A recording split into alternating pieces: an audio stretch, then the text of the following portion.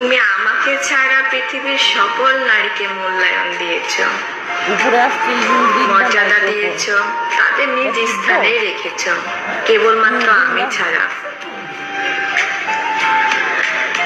এটাকে আমি আফসোস বা দুঃখ এভাবে নিচ্ছি না, আমি নিজের ব্যর্থতা সহিত নিচ্ছি, কারণ এটা তো আল্লাহ প্রদত্ত, তাই না?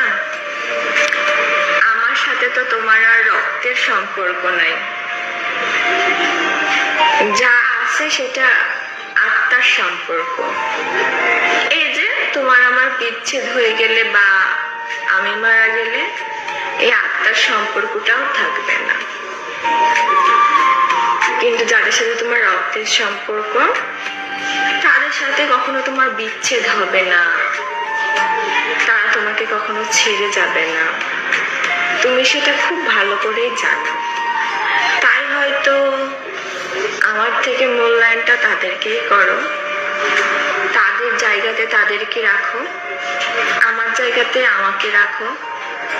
এই যে আমার পর আসলেই তো আমি পরই, তাই